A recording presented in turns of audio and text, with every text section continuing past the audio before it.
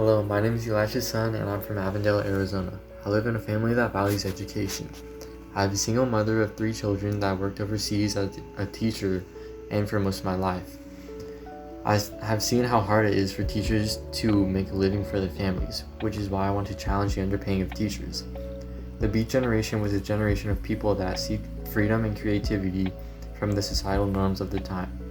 Now let's go interview some teachers around the school. Why did you become a teacher?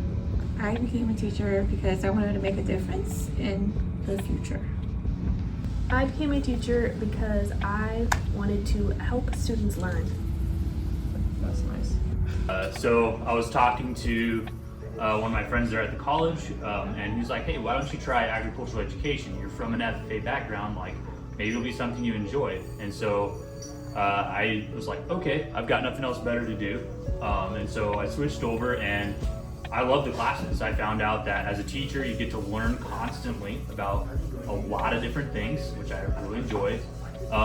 But also you get to help students to make an impact in somebody else's life, which I found is something that's a very core part of like who I am.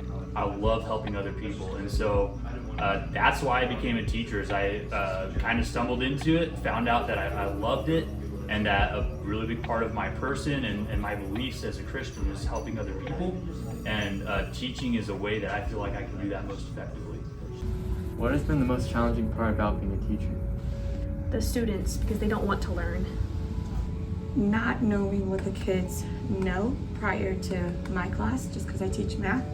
And for math, you need to have previous knowledge. So if the kids don't have the previous knowledge or have a good math foundation, it makes it harder for me to kind of get them to where I want them to be versus where they need to be. So grading takes a lot of time. Behavior management is another big thing. Sometimes, especially with very rowdy students, it becomes more I'm managing a student's behavior and not necessarily teaching them, right? And so that's something that's challenging. Do you believe that you're being paid fairly for the work you do? Why am I not? So this is a funny thing. I never became a teacher based off of pay. I became a teacher because I want to make a difference. But now with the economy and all that stuff, do I feel like I'm being paid fairly? I really can't answer that question because I don't know what a fair pay would be. Would I like to make more money? Heck yeah, anybody would.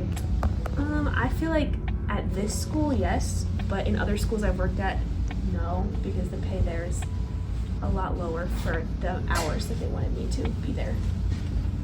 Do I think the pay is fair?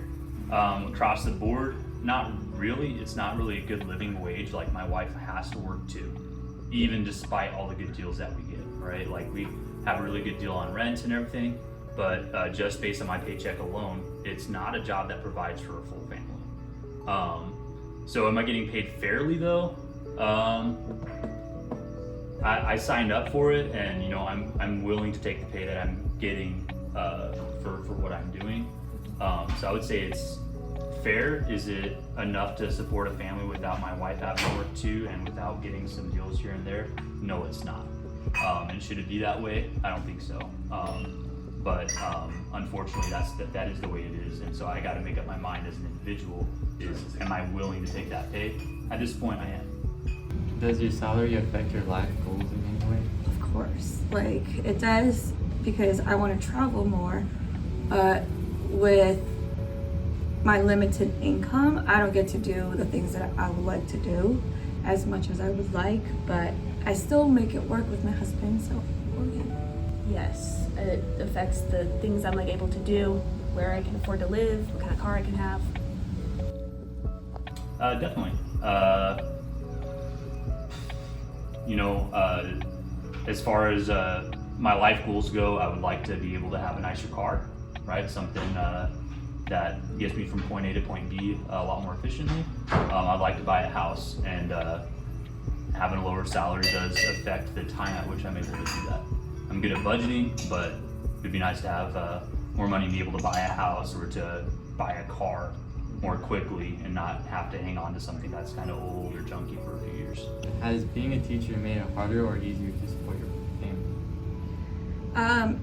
being a teacher has made it harder, but I have learned to deal with it because on the weekends, it should be work free. But my husband and I, we made a deal in which on the weekends I have one day to do work, and the other day has to be family oriented materials.